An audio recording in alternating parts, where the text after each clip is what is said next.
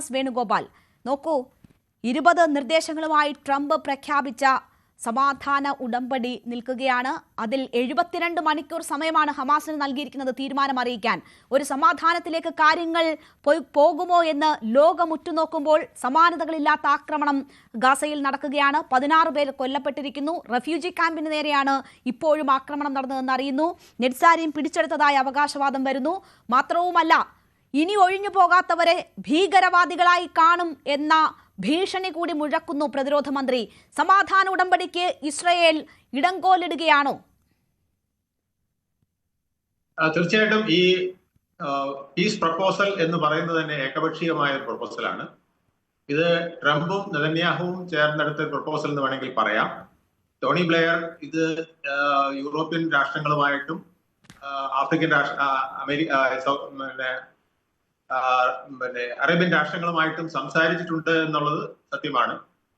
പക്ഷെ ഇതിൽ കക്ഷികളായ പലസ്തീൻ അതോറിറ്റിയോ അല്ലെങ്കിൽ ഹമാസിനോടോ ഇത്തരത്തിൽ യാതൊരു ചർച്ചയും നടത്തിയിട്ടില്ല. ഇതൊരു ഏകപക്ഷീയമായ പ്രപ്പോസലാണ്. അതുകൊണ്ട് തന്നെ ഇത് എത്രത്തോളം ഉള്ളത് നമുക്ക് കണ്ടറിയേണ്ടിയിരിക്കുന്നു. ഈ പ്രപ്പോസലിനെ അവർക്ക് പൂർണ്ണമായി അംഗീകരിക്കാൻ കഴിയില്ല എന്നുള്ളതാണ് ഇപ്പോഴത്തെ അവരുടെ നീക്കത്തിൽ നിന്ന് മനസ്സിലാകുന്നത്. പക്ഷെ എന്നാൽ അവർ ഈ ഒത്തുതീർപ്പ് വ്യവസ്ഥകൾ സമ്മതിച്ചില്ലെങ്കിൽ ഒരുപക്ഷെ അവർക്ക് വലിയ ശ്രീ എം എസ് വേണുഗോപാൽ, അതായിരുന്നു സാഹചര്യം. ഹമാസിനെ ഒരു തരത്തിലും അംഗീകരിക്കാൻ പറ്റുന്ന കാര്യമായിരുന്നില്ല. ഒരു രാഷ്ട്രീയ ആത്മഹത്യ എന്ന് വേണമെങ്കിൽ പറയാൻ പറ്റുന്ന തരത്തിലുള്ള നിർദ്ദേശങ്ങൾ അടങ്ങിയ പീസ് പ്ലാൻ ആണ് മുന്നോട്ട് വെച്ചിരിക്കുന്നത്. എന്തായാലും ഹമാസ് അതിൽ എന്ത് നിലപാടെടുക്കുന്നു, നിലപാട് പ്രഖ്യാപിക്കുന്നു എന്നറിയുന്നതിന് മുൻപ് തന്നെ ആക്രമണം കടുപ്പിച്ചിരിക്കുന്നത് എന്ത് ലക്ഷ്യത്തോടെ ആയിരിക്കും? കാരണം ഹമാസ് ഇപ്പൊ തന്നെ പറഞ്ഞു കഴിഞ്ഞു, ഇത് പലസ്തീന് ഗുണകരമായ ഒരു പ്രപ്പോസൽ അല്ല, ഇത് ഇസ്രായേലിന് ഗുണകരമായ ഒരു പ്രപ്പോസലാണ്. അതുകൊണ്ട് ഞങ്ങൾക്ക് കുറച്ചുകൂടെ സമയം വേണം, പ്രത്യേകിച്ച് ബന്ദികളെ വിട്ട് നൽകാൻ കുറച്ചുകൂടെ സമയം വേണം എന്നവർ പറഞ്ഞിട്ടുണ്ട്. എന്തായാലും 2 ദിവസത്തിനകം വിവരം അറിയിക്കാം എന്നാണ് പറഞ്ഞിരുന്നത്. അപ്പോ അതിന്റെ അർത്ഥം അവർക്ക് വിട്ട് നൽകാൻ ഈ വ്യവസ്ഥകൾ അംഗീകരിക്കാൻ താല്പര്യമില്ല എന്നുള്ള ഒരു സൂചനയായിട്ടാണ് ഇസ്രായേൽ ഇതിനെ കണക്കാക്കുന്നത്. അതുകൊണ്ട് തന്നെയാണ് അവർ ഇപ്പോൾ തന്നെ ആക്രമണം തുടർന്നിരിക്കുന്നത് എന്നാണ് മനസ്സിലാക്കേണ്ടത്.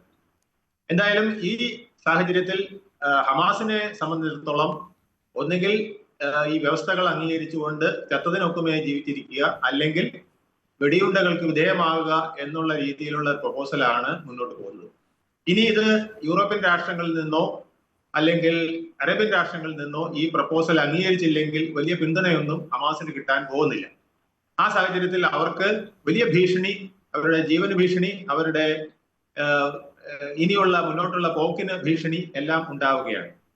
സോ ഇത് തന്നെയാണ് ഇപ്പോൾ ഗാസ സിറ്റി വളഞ്ഞുകൊണ്ട് ഇസ്രായേൽ സേന നടപ്പിലാക്കിയിരിക്കുന്ന രീതി. അവിടുത്തെ നെറ്റ്സാരിം എന്ന് പറയുന്ന കോറിഡോർ അവരെ പിടിച്ചെടുത്ത് കഴിഞ്ഞിരിക്കുന്നു. ഇനി ഹമാസിന്റെ ആരെങ്കിലും ഗാസ സിറ്റിയിൽ ഉണ്ടെങ്കിൽ അവർ എത്രയും പെട്ടെന്ന് ഒഴിഞ്ഞു പോകണമെന്നും, ഒഴിഞ്ഞു പോയില്ലെങ്കിൽ അവർ വേഗത്തിൽ ഒഴിഞ്ഞു പോയില്ലെങ്കിൽ അവരെ തീവ്രവാദികളായി കണക്കാക്കിക്കൊണ്ട് ഇനി നേരിടുമെന്നുകൂടെയാണ് ഇപ്പോൾ ഇസ്രായേലിന്റെ പ്രതിരോധ മന്ത്രി അറിയിച്ചിരിക്കുന്നത്. അപ്പോൾ എത്രയും പെട്ടെന്ന് ഗാസ പൂർണ്ണമായും പിടിച്ചടക്കുക എന്നുള്ള ഒരു നടപടിയിലേക്കാണ് അവർ പോകുന്നത്. തീർച്ചയായും ഇസ്രായേൽ ആ ഒരു നീക്കം തന്നെയാണ് ശക്തമാക്കിയിരിക്കുന്നത്. ഞാൻ താങ്കളിലേക്ക് തിരിച്ചെത്താം. ഇപ്പോൾ ശ്രീ പി ജെ വിൻസെന്റ് കൂടി നമുക്കൊപ്പം ചേരുകയാണ്. ശ്രീ പി ജെ വിൻസെന്റ്, ഞാൻ താങ്കളിലേക്ക് തിരിച്ചെത്താം. ശ്രീ പി ജെ വിൻസെന്റ്, 72 മണിക്കൂർ സമയം ഈ പീസ് പ്ലാൻ മുന്നോട്ട് വെച്ച ട്രംപ് അനുവദിച്ച സമയമാണ്. ആ 72 മണിക്കൂർ സമയം പോലും കാത്തിരിക്കുന്നില്ല ഇസ്രായേൽ സേന എന്ന് വേണം മനസ്സിലാക്കാൻ, നെതന്യാഹു എന്ന് വേണം മനസ്സിലാക്കാൻ. അവിടെ ആക്രമണം ശക്തമാക്കുന്നു, ഒഴിഞ്ഞു പോകാത്തവരെ ഭീകരരായി കാണും എന്ന് ഭീഷണി മുഴക്കുന്നു. ഒപ്പം തന്നെ റെഫ്യൂജി ക്യാമ്പിന് നേരെ നടന്ന ആക്രമണത്തിൽ 16 പേർ മരിച്ചു എന്ന വിവരമാണ് വരുന്നത്. നെറ്റ്സാരിയും പിടിച്ചെടുത്തു എന്ന് പറയുന്നു. അപ്പോൾ എന്താണ് അന്താരാഷ്ട്ര സമൂഹത്തോട് നെതന്യാഹു പറയുന്നത്? ഒരു പീസ് പ്ലാൻ മുന്നോട്ട് വെച്ചിട്ട് അതിന് പിന്നാലെ ആക്രമണം ശക്തമാക്കുന്നതിലൂടെ, പ്രകോപനം സൃഷ്ടിക്കുന്നതിലൂടെ.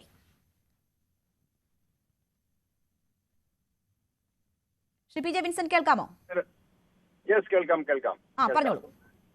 72 മണിക്കൂർ എന്നത് യഥാർത്ഥത്തിൽ ഗാസ പൂർണ്ണമായും പിടിച്ചെടുക്കാനുള്ള സമയമാണ് എന്നത് ഇതിനകത്ത് സുവ്യക്തമാണ്. ഇപ്പോ ട്രംപിന്റെ പീസ് പ്ലാൻ തന്നെ അത് ട്രംപ് നെതന്യാഹു പ്ലാൻ ആണ്. അറബ് രാജ്യങ്ങളോ അതല്ലെങ്കിൽ ഹമാസുമായിട്ടോ ഇതുമായി യാതൊരു വിധത്തിലുള്ള സംഭാഷണം നടന്നിട്ടില്ല. മധ്യസ്ഥത വഹിച്ചിരുന്ന ഈജിപ്തും ഖത്തറും പുറത്തായി. ഇപ്പോൾ ഏകപക്ഷീയമായി ബെഞ്ചമിൻ നെതന്യാഹു ട്രംപ് പ്ലാൻ ആണ് ഇപ്പോൾ അവതരിപ്പിച്ചിട്ടുള്ള 20 ദിന പദ്ധതി. അതിൽ 72 മണിക്കൂറിനകം ബന്ദികളെ പൂർണ്ണമായിട്ട് കൈയൊഴിയുകയും ട്രംപ് മുന്നോട്ട് വെച്ച പ്ലാൻ പൂർണ്ണമായി അംഗീകരിക്കുകയും ചെയ്യുക എന്ന ഒറ്റ ഓപ്ഷൻ മാത്രമാണ് ഹമാസിന് മുന്നിൽ വെച്ചത്. ഹമാസ് ഇതിനോട് പ്രതികരിച്ചിട്ടില്ല. അതേസമയം ഫലസ്തീൻ ഇസ്ലാമിക് ജിഹാദ് ഈ കരാർ അംഗീകരിക്കാൻ പറ്റില്ല എന്ന് പറഞ്ഞു. അവിടെ രണ്ട് പാർട്ടികൾ തമ്മിൽ നിരന്തര സംഘർഷത്തിലാണ്. അവിടെ ഏകപക്ഷീയമായി സമാധാന പദ്ധതി പ്രഖ്യാപിക്കുന്നതിൽ അർത്ഥമില്ല. അത് മാത്രവുമല്ല, 72 മണിക്കൂർ എന്നുള്ള സമയം വളരെ കൃത്യമായ സൂചനയാണ്. അതിനുള്ളിൽ ഗസയും അതുപോലെ ഗസയുടെ സംഘർഷം നടക്കുന്ന മറ്റു മേഖലകളും പൂർണ്ണമായി പിടിച്ചെടുക്കാനുള്ള തന്ത്രം IDF തയ്യാറാക്കിയിരിക്കുന്നു. അപ്പോൾ പൂർണ്ണമായി ഗസ കൈപ്പിടിയിലാക്കുക എന്നതിലേക്ക് നീങ്ങാനുള്ള സമയമാണ് ഈ സമാധാന പദ്ധതിയിൽ മുന്നോട്ട് വെച്ചിട്ടുള്ളത്. ആ അർത്ഥത്തിൽ ഇത് തികച്ചും ഏകപക്ഷീയമാണ്. അത് ബെഞ്ചമിൻ നെതന്യാഹു എന്ന നിലയ്ക്ക് മാത്രമല്ല, അമേരിക്കയും ഇസ്രായേലും ലോകത്തിന് മുന്നിൽ വെക്കുന്നത് ഞങ്ങൾ ഗസ പിടിച്ചെടുക്കും, അതിനുശേഷം അമേരിക്കയും ഇസ്രായേലും ഒരു സമാധാന പദ്ധതി പ്രഖ്യാപിക്കും, അവരെ ഗസയുടെ പുനർനിർമ്മാണം സംബന്ധിച്ചുള്ള കാര്യങ്ങൾ മുന്നോട്ട് വയ്ക്കും, ട്രംപ് അധ്യക്ഷനായിട്ടും ടോണി ബ്ലെയറിന്റെ നേതൃത്വത്തിൽ ഒരു ഇന്ററിം സർക്കാർ രൂപീകരിക്കും. അങ്ങനെ എല്ലാ കാര്യങ്ങളെ സംബന്ധിച്ചും അമേരിക്ക ഇസ്രായേൽ അച്ചുതണ്ട് തീരുമാനിക്കുകയും അതിനനുസരിച്ച് പോയില്ല എങ്കിൽ സർവനാശം എന്ന നിലയ്ക്ക് ഭീഷണിപ്പെടുത്തുകയാണ് ചെയ്തിട്ടുള്ളത്. ഇവിടെ നോക്കൂ, കഴിഞ്ഞ തവണ ഒരു സമാധാന കരാർ മുന്നോട്ട് വെക്കുകയും വെടിനിർത്തലിനുള്ള സാധ്യത ആരായുകയും ഹമാസ് അത് അംഗീകരിക്കുകയും ചെയ്തതിന് തൊട്ടു പിന്നാലെയാണ് ഖത്തറിൽ ആക്രമണം ഇസ്രായേൽ നടത്തുന്നത്. അത് അവിടെ തീരുന്നു, പിന്നീട് ആക്രമണം അങ്ങോട്ട് കടുപ്പിക്കുന്നതാണ് നമ്മൾ കണ്ടത്. ഇപ്പോൾ കുറച്ചുകൂടി വിപുലമായ ഒരു പ്ലാൻ മുന്നോട്ട് വെച്ചതിന് ശേഷമാണ് അവിടെ ഈ രീതിയിലുള്ള ആക്രമണം നടക്കുന്നത്. ഇപ്പോഴും ഒരു റെഫ്യൂജി ക്യാമ്പിന് നേരെ ആക്രമണം നടന്നു എന്ന് പറയുന്നു. അവിടെ 16 പേർ മരിച്ചു, അതിൽ സ്ത്രീകളും കുട്ടികളും ഉൾപ്പെടുന്നു എന്ന് പറയുകയാണ്. അപ്പോൾ ഓരോ സമാധാന ശ്രമങ്ങളിലേക്ക് കടക്കുമ്പോഴും ആദ്യം അതിന്റെ കടക്കൽ കത്തിവെക്കുന്നത് ഇസ്രായേലാണ്. അവിടെയാണ് ഇതിനു മുമ്പും സംസാരിക്കാൻ ആഗ്രഹിച്ചത്. അവിടെ ഇസ്രായേൽ മാത്രമല്ല, അമേരിക്ക ഇസ്രായേൽ അച്ചുതണ്ട് എന്ന് തന്നെ പറയുന്നത് അതുകൊണ്ടാണ്. അപ്പോൾ അതുകൊണ്ട് ഈ ഇസ്രായേലിന്റെ മാത്രം താല്പര്യങ്ങളല്ല ഇതിൽ പ്രതിഫലിക്കുന്നത്. ഇപ്പൊ ഗസ പിടിച്ചെടുത്ത ഈ 20 ദിന പദ്ധതി തന്നെ അതിലൊരു പ്രധാനപ്പെട്ട സംഗതി ഈ ട്രംപിന്റെ അധ്യക്ഷതയിൽ അവിടെ ഒരു ഇന്ററിം ഭരണ സംവിധാനം രൂപപ്പെടുത്തുമെന്നുള്ളതാണ്. അത് പിന്നീട് ടോണി ബ്ലെയർ അതിന്റെ നേതൃത്വം വഹിക്കുമെന്നാണ് അതിന്റെ ഭാഗമായിട്ട് പറഞ്ഞു വെക്കുന്നത്. അപ്പോൾ അമേരിക്ക ഇസ്രായേൽ അച്ചുതണ്ട് ഗസ പൂർണ്ണമായും പിടിച്ചെടുക്കാൻ